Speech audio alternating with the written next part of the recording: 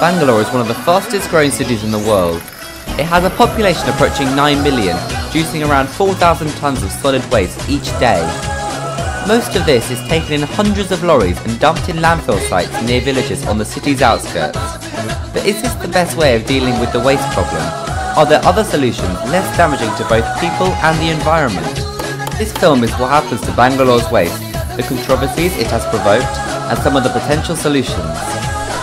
Bangalore's waste problem came to a head during 2012.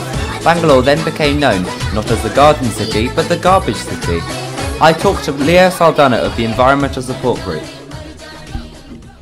But Bangalore's distinctive journey into being a garbage city, as it is now called, is because people who were affected by landfills decided they had enough and shut down the landfills. And there was nowhere for people to dump garbage, so it just piled up on the streets. It kind of woke up people to the fact that we have to really walk away from this dumping culture. Out of sight, out of mind is really not going to work anymore, because villagers are not willing to receive the city waste. They have a life, they have a right to live, and you can't encroach on that. I visited 2 of the villages where the waste is dumped. At the landfill, the dust, the smoke and the smell were overwhelming. In one of the villages, people did not want to speak to camera for fear of reprisals, but I did speak to Ramesh and Srinivas, 2 village leaders from Mavalipura, about the impacts of the dump. The impact of this dumping, our groundwater is contaminated, and we can't drink that water, as well as our animals also. And we can't grow any crops here. We are we people surrounding 15 to 16 villages here, depending upon cattle and agriculture based. We grow tomato, vegetables and fruits. So our fruits crops are not getting good quality, and our vegetable crops are not getting good quality. And oftentimes their lack of capacity to organize is taken as an excuse to dump more on them. But sometimes some villages get organized, and that's exactly what happened in this Mavalipuram. Villagers learn, and they learn fast. And they learn because their life is at stake. And they learned a lot. And they learned so much that they could go back to the officials and tell them what they have done wrong.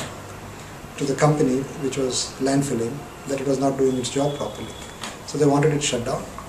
They refused to shut it down, so there were protests, and there have been protests for the last 3 years. Yeah, we blocked the road, we hit the lorries, trucks, we hit the trucks, and the police arrested night 1 o'clock us 10 times. The people of surrounding villages was with us.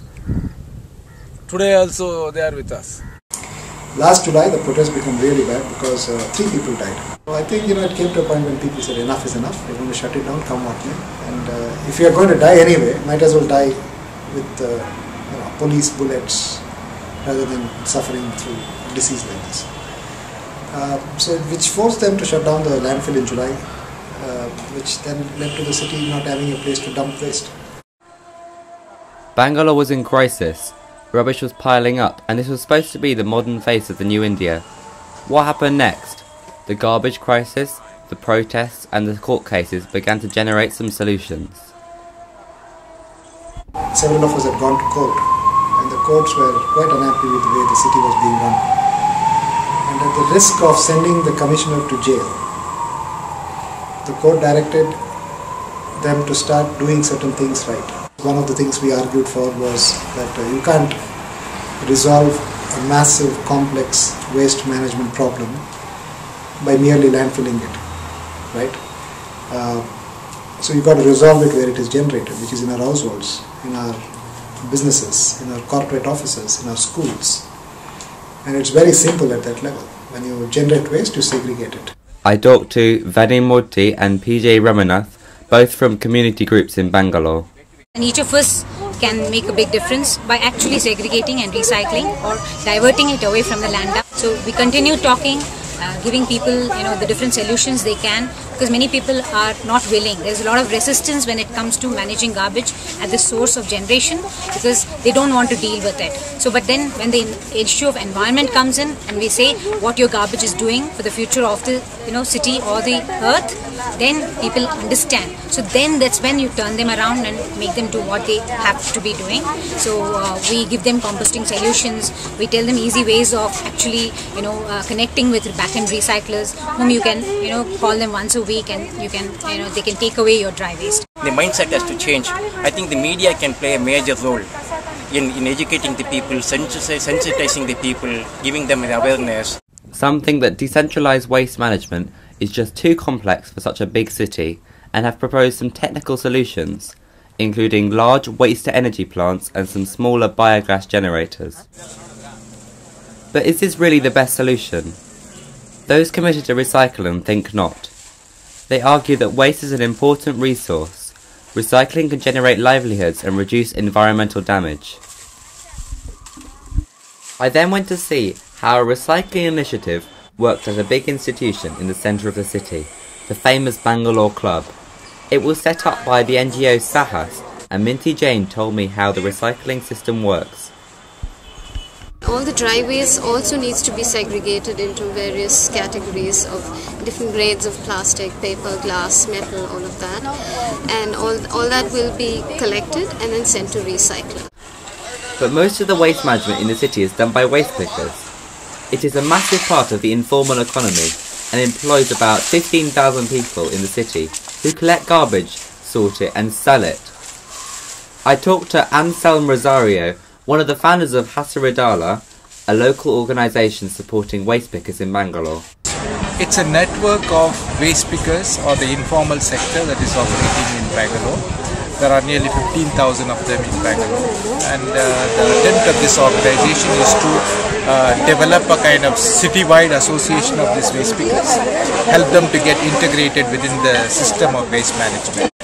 The reason we work with informal sector is essentially those are people who are living from somebody else's waste. That means they pick up the materials which others don't want and then make a living out of it. And what we notice is they are highly skilled people in terms of recognizing the different types of waste. If you take plastic, they know how to segregate it into 15 to 20 categories. If it is paper, they know how to segregate it, because each technology requires different types of material, and these people are very skilled. So far they have been doing this kind of work informally at a cost to themselves. They are contributing to the city, but the cost that they have to take on themselves in terms of human dignity, in terms of problems they face, in terms of even earning is so much that they are always at the fringe of the society. The idea is to expose them that they can contribute to the city once they are organized. Due to pressure from villagers, the protests against the landfills and the court cases, things are beginning to change. A new system of decentralised waste management is being set up with an emphasis on segregation and recycling. And waste pickers, once marginalised and rejected, are now being recognised and are seen central to a sustainable solution. I talked to N.S. Ramakanth, one of the founders of Bangalore Solid Waste Management Roundtable, and to Leo Saldana about the major changes underway in Bangalore. Then we thought, why not we all join together, few passionate and crazy people like me. So we started this organization called Solid Waste Management Roundtable. Then we thought of going on a public interest litigation to the High Court. When we went there the orders were passed that segregation is made compulsory. If you don't do it, you will be penalized.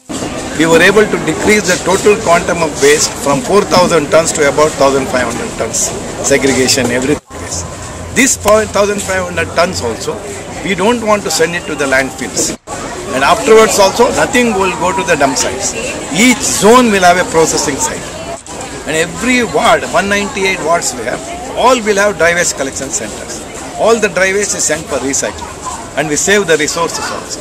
This is our idea. The struggle which started in Mahaballipura, which was around the landfill and waste and dumping and the extremely violent, degenerative experience of I throwing my waste on somebody else, right, has come a full circle. We have moved away from what seemed like an issue of garbage to one of resolving the governance problem of the city itself. It started with garbage, but it's really making democracy work. A modern growing city cannot ignore its waste, but Bangalore may be showing the way for the future of other Indian cities.